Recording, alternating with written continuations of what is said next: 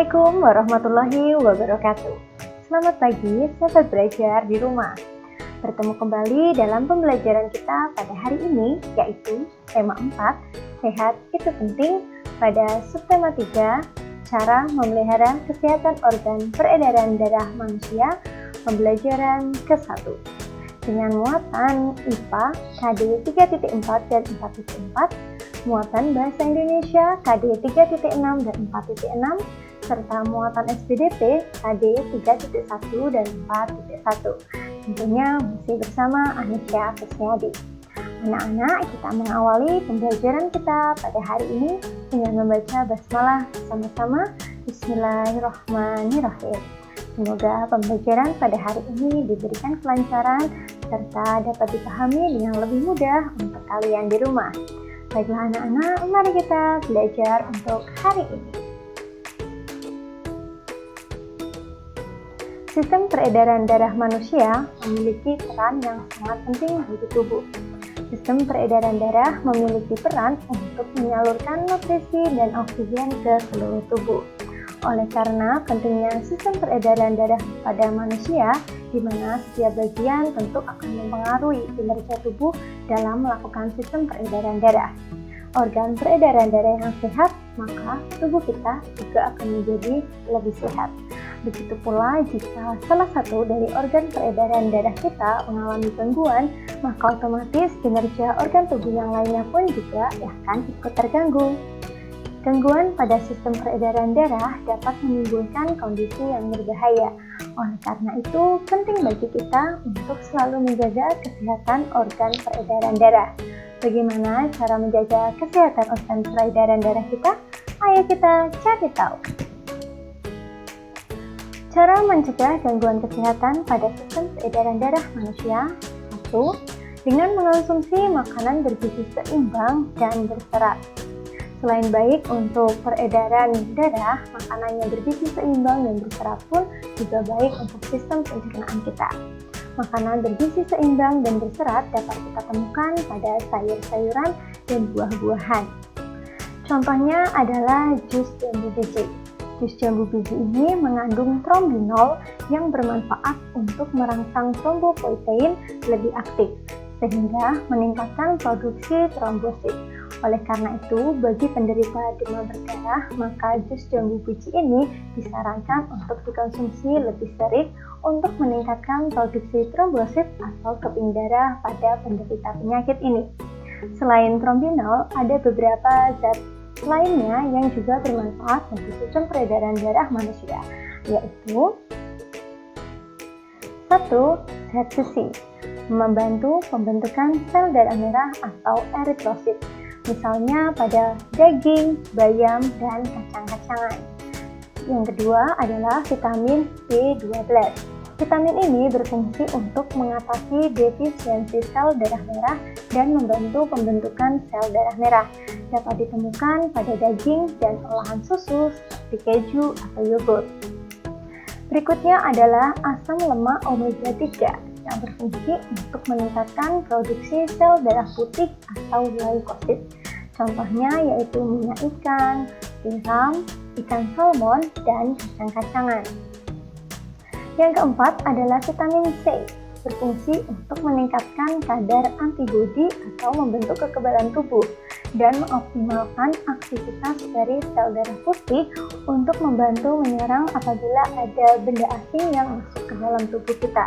Contohnya yaitu paprika, kiwi, dan jeruk. Yang kelima adalah vitamin K, di mana vitamin ini berfungsi untuk membantu proses penutupan luka, sehingga luka akan menjadi lebih cepat kering. Misalnya pada sayuran hijau dan buah delima. Yang keenam adalah trombinol yang seperti sudah kita bahas sebelumnya.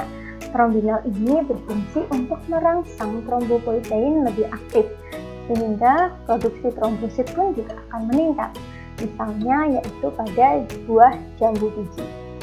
Berikutnya yang ketujuh adalah nitrit oksida, yaitu berfungsi untuk melebarkan peredaran darah, sehingga peredaran darah kita akan menjadi lebih lancar. Misalnya dapat kita temukan pada buah bit, kacang kenari, dan juga kunyit. Cara untuk mencegah gangguan peredaran darah yaitu membatasi asupan gula, garam, dan lemak. Apabila kita mengonsumsi makanan mungkin yang kurang gula dan garam, tentu hal itu akan membuat masakan sedikit lebih hambar. Namun, konsumsi gula dan garam dalam tubuh pun tidak boleh berlebihan, karena hal itu dapat membuat sistem peredaran darah kita menjadi terganggu. Kelebihan gula dalam darah dapat meningkatkan tekanan darah, sehingga orang yang mengkonsumsi gula dalam jumlah yang berlebih akan memicu orang tersebut menderita penyakit hipertensi atau tekanan darah tinggi. Dan apabila kita makan makanan yang mengandung garam terlalu banyak, maka dapat mempengaruhi keseimbangan cairan dalam darah sehingga dapat menyebabkan darah tinggi. Darah tinggi ini dapat memicu seseorang untuk menderita penyakit stroke. Begitu juga dengan makanan yang terlalu banyak mengandung lemak dan kolesterol yang tinggi dapat menyebabkan penumpukan lemak dan membentuk plak pada pembuluh darah, terutama pada orang-orang yang menderita obesitas atau kelebihan berat badan. Maka dianjurkan untuk membatasi konsumsi dari makanan yang mengandung lemak dan kolesterol ini. Dan cara yang ketiga adalah dengan menerapkan pola hidup sehat. Pola hidup sehat dapat diterapkan dengan melakukan kebiasaan baik dan menghindari kebiasaan buruk.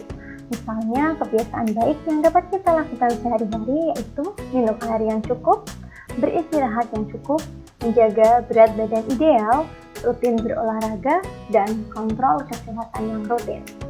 Dan kebiasaan buruk yang harus dihindari seperti tidak menjaga kebersihan mulut, karena apabila kita jarang menggosok gigi, maka bakteri yang ada di mulut pun menyebabkan penyakit gusi serta memicu peradangan di tubuh sehingga dapat menyebabkan risiko penyakit jantung.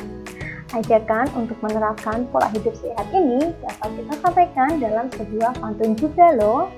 Masih ingatkah kalian apa itu pantun? Pantun dibuat untuk menyampaikan pesan atau maksud tertentu yang dapat diketahui dari isi dan amanat pantun. Jadi, untuk kita dalam menentukan isi pantun dan amanatnya, maka kita harus memahami terlebih dahulu pada baris isi yang ada pada pantun, yaitu baris ketiga dan baris yang keempat. Kita perhatikan contoh berikut ini. Pergi keluar pagi sekali, dengan tujuan mengantar surat. Makanlah buah setiap hari, badan sehat, segar, dan kuat. Kita perhatikan dulu pada baris ketiga dan keempat yang berbunyi, makanlah buah setiap hari, badan sehat, segar, dan kuat. Dari kedua baris ini, kita dapat menyimpulkan amanat dari pantun tersebut. Amanat pantun itu antara lain, kita harus konsumsi buah setiap hari. Buah sangat bermanfaat bagi tubuh, yaitu membuat badan sehat, segar, dan kuat. Bagaimana cara membuat pantun? Pantun yang sudah kita pelajari pada minggu kemarin, yaitu ciri-cirinya antara lain terdiri atas 2 baris sampiran dan 2 baris isi, yaitu baris 1 dan 2 merupakan sampiran dan baris ketiga dan keempat merupakan isi. Tujuan dari 2 baris sampiran ini adalah untuk memancing pembaca atau pendengar mengetahui makna sebenarnya yang akan disampaikan pada 2 baris isi. Perhatikan hal berikut untuk membuat pantun. Diawali dengan kita menentukan terlebih dahulu tema pantun apa yang akan kita buat. Berikutnya kita tentukan jenis pantun yang akan dibuat. Nah, kemarin pantun berdasarkan kelompok usianya, ada pantun anak-anak, pantun orang muda, dan juga pantun orang tua. Sedangkan berdasarkan isinya, pantun itu terdiri atas pantun teka-teki, pantun kiasan, pantun nasihat, dan pantun jenaka. Tentu kita harus dapat membedakan satu persatu dari beberapa jenis pantun tersebut. Berikutnya adalah sajak pada bagian sampiran dan isi pantun. Baris 1 sama dengan baris yang ketiga dan baris kedua sama dengan pada baris keempat, di mana sajak atau rima ini merupakan kesamaan bunyi pada akhir setiap baris, yaitu bersajak ABAB. Kita perhatikan contoh pantun berikut ini. Ada zat besi di sayur bayam. ada trompenol di jambu biji, tidurlah cukup saat malam, berolahraga setiap pagi. Kita perhatikan bahwa pada baris yang pertama, baris ke-1 ini diakhiri dengan huruf M, begitu pula dengan baris yang ketiga juga diakhiri dengan huruf M. Sedangkan pada baris yang kedua diakhiri dengan huruf I, dan pada baris yang keempat juga diakhiri dengan huruf I. Inilah yang disebut dengan sajak silang ABAD yang merupakan salah satu ciri dari pantun. Di mana baris 1 dan 2 merupakan sampiran dan baris ketiga dan keempat merupakan isi. Berdasarkan pantun tersebut, maka ciri-ciri dari pantun itu adalah terdiri atas 4 baris, memiliki sajak ABAB. Berdasarkan isinya, pantun tersebut merupakan pantun nasihat, yaitu berisi imbauan untuk menjaga kesehatan dengan tidur cukup dan rutin berolahraga. Rutin berolahraga merupakan salah satu kunci hidup sehat. Selain menjaga sistem peredaran darah manusia, ternyata olahraga juga memiliki manfaat yang luar biasa bagi tubuh kita, seperti pada gambar berikut ini. Pada gambar cerita tersebut menceritakan tentang sebuah keluarga yang sedang melakukan aktivitas berolahraga. Nah, tahukah kamu apa itu gambar cerita? Lalu, bagaimana cara membuat gambar cerita? Mari kita belajar untuk gambar cerita. Gambar cerita adalah gambar yang ada pada sebuah cerita. Gambar cerita ini berfungsi untuk sampai jelas, menegaskan, dan memperindah suatu cerita. Bagaimana cara membuat gambar cerita? Diawali dengan tahapan yang pertama, yaitu menentukan tema, ide, atau gagasan. Ide atau gagasan yang dimaksud yaitu tema dari cerita, tokoh, karakter, tokoh cerita, suasana, dan latar cerita. Perhatikan dengan seksama alur ceritanya. Dan untuk tahapan yang kedua adalah membuat sketsa berdasarkan tema tersebut. Sketsa merupakan rancangan gambar yang dibuat dengan menggunakan pensil. Sebaiknya untuk membuat sketsa ini kita bisa membuatnya lebih dari satu, sehingga kita bisa memilih sketsa mana yang kira-kira lebih baik kita gunakan untuk gambar cerita yang akan kita buat. Untuk langkah yang ketiga adalah menebalkan garis-garis pada sketsa. Ini adalah tahap finishing atau penyelesaian dari gambar cerita tersebut. Jika sketsa sudah dibuat, tebalkan garis-garis pada sketsa hingga menjadi gambar yang sebenarnya. Begitu pula dengan garis-garis yang tidak kita perlukan, maka garis-garis tersebut harus kita hapus. Selanjutnya, setelah ditebali, maka gambar cerita yang akan kita buat akan kita warnai. Tujuan dari pewarnaan ini adalah membuat gambar cerita menjadi lebih menarik.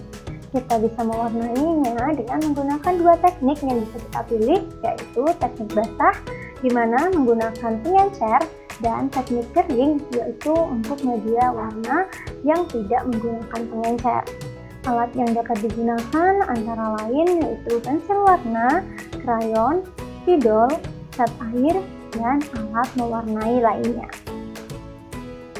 Perhatikan gambar cerita berikut ini. Berdasarkan gambar cerita tersebut, temanya adalah menjaga kesehatan tubuh dengan olahraga. Dengan tokohnya yaitu terdiri atas dari ayah, ibu, dan dua anak. Dan untuk alur ceritanya yaitu ayah, ibu, dan anak berolahraga di pagi hari. Mereka mengenakan pakaian olahraga. Mereka berolahraga di taman dengan senang hati. Baiklah anak-anak, inilah tadi materi pembelajaran kita untuk hari ini. Berikut adalah tugas kalian untuk dikerjakan di rumah, yaitu pada Bupetik 5D kalian. Untuk muatan IPA KD 3.4 dan 4.4, kalian dapat mengerjakan pada halaman 85 nomor 1. Untuk muatan Bahasa Indonesia KD 3.6 dan 4.6, yaitu pada halaman 91 nomor 1. Dan juga untuk muatan SPDP KD 3.1 dan 4.1 pada halaman 96 nomor 1 dan halaman 97 nomor 2. Ini adalah kegiatan pembelajaran kita untuk hari ini. Sebelum kita mengakhirinya, marilah kita membaca hamdalah bersama-sama. Alhamdulillahirabbil alamin.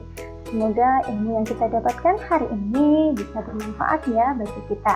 Tetap semangat belajar di rumah dan jangan lupa tetap menjaga kesehatan kalian. Dimanapun kalian berada, selalu kenakan masker, mencuci tangan menggunakan sabun, dan menjaga jarak aman. Sampai berjumpa di pembelajaran kita untuk esok hari. Terima kasih. Wassalamualaikum warahmatullahi wabarakatuh.